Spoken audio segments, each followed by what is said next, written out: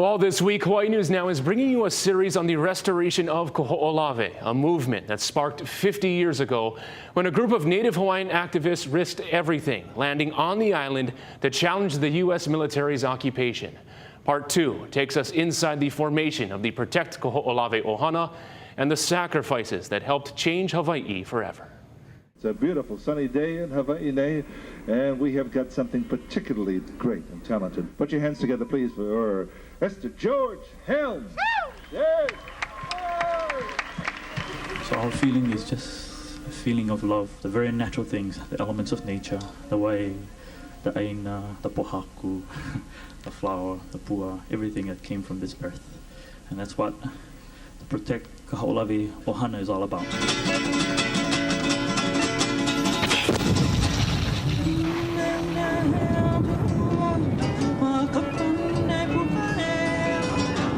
Gained possession of the island more than 30 years ago, and the military has been using it for target practice.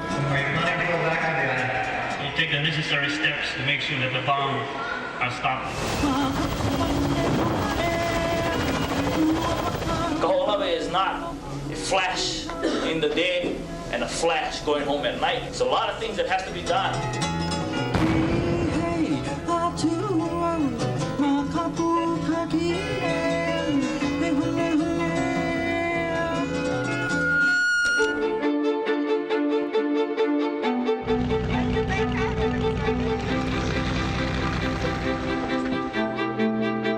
The landing on Kaho'olawe in January 1976 came amid a groundswell of Native Hawaiian support and cultural awareness.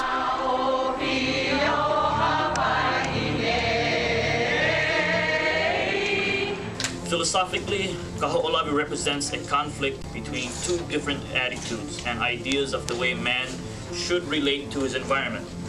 What we're involved with is a conflict between concern versus apathy. George Helm, along with Walter Ritte, we always piss off about all the things that have been happening to us. Kunihi Mitchell, Kimo Mitchell and Dr. Emmett Aluli, how did the Hawaiians of old love their land? Instrumental in the formation of the Protect Kaho'olawe Association, which would later become the Protect Kaho'olawe Ohana.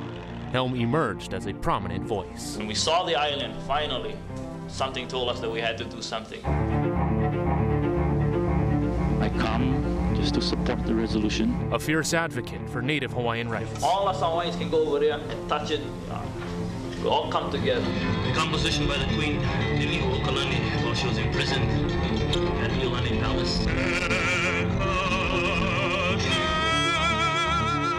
But in March 1977, tragedy struck. George Helm and Kimo Mitchell lost at sea off of Kaho'olawe. Their legacies memorialized along the island's coastline. We really don't know what happened to them, but they don't believe that they would have gone into the ocean like this. Although they said, oh, they were trying to go on one surfboard, two on one surfboard, and then the story was that George, when he jumped in to the bay, he had hit his head, so he was also bleeding and hurt. And they were going to try to make it to Molokini and then catch a fishing boat to go back to Maui. George was a special person for the Ohana and for Kaho'olawe because as a musician, in his musician hat, he was traveling the state, learning from the kupuna, learning old songs or chants, learning stories, and sharing information about Kaho'olawe wherever he went. And so he was like this messenger to groups that most people never had a chance to interact with. We got to shed off a lot of the images that have been thrown on top of us by newspapers, by television.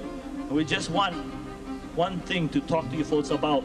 This is the seed today of a new revolution. After their passing, the Ohana's work continued with native plant restoration, preservation of iwi kupuna and ancient sites. What we'll do is excavate the earth away from them. And cultural ceremonies such as makahiki. But the military still controlled Kaho'olawe. Every visit came with tension. We're fighting. George Helm is passed. People have died for this island, yeah? It's not like how we come up today, yeah? It's a super heavy in battle feeling. They start off by saying, welcome to Kaho'olawe. And it's like, who are you to say welcome to Kaho'olawe? You have no business being here. So that already starts us off, right? We're like, gut reaction. What are you saying? Who are you to tell me welcome to Kaho'olawe? We would have to do our makahiki. We used to come right through here, through their camp, and they're with their generator on, in their recliner, smoking cigars. And that's super distracting, but for us, focusing on our ceremony, that even not helped us, but forced us to focus on what we're doing. So you're just blocking out all of this so that you could complete your ceremony as pono as possible. Yeah. How many times have you seen pictures of the president bounding out on a stage? But this time, the stage was in Waikiki. Then in 1990, a massive victory. The Bush administration ordered a stop to all bombing and live fire exercises on Kaho'olawe. It's the sound of a new era dawning on Kaho'olawe. 4 years later, the island was officially returned to the people of Hawaiʻi, designated as a natural and cultural reserve, a landmark moment after decades of protest, sacrifice, and commitment. Anything that destroys is against the Hawaiian Constitution. Ohana kept consistent, especially with Emmett Aluli's leadership. He dedicated his whole life to this island. Yeah, and I'm not saying if it wasn't for him, but it wasn't for him, there would have been a different road that things went down. Just coming here and feeling it in your gut, that's what really made the difference. And, you know, it's like the island was continuing to appeal to you and cry out to you to coming back and help do something for it. It represents the ability to reclaim, revitalize anywhere. If we can do it for Kaho'olawe, we can do it anywhere. Kaho'olawe taught us all that we don't have to be afraid.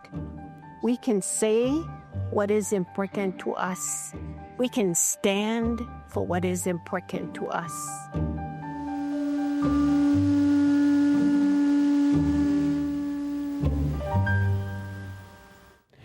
When the U.S. was ordered to end military exercises on Kaho'olawe, the government also signed off on funding for ordnance removal, helping clear the way for the Ohana to proceed with full restoration of the island. Part 3 will take a closer look at those efforts to heal the land. Mark Carpenter, Hawaii News Now.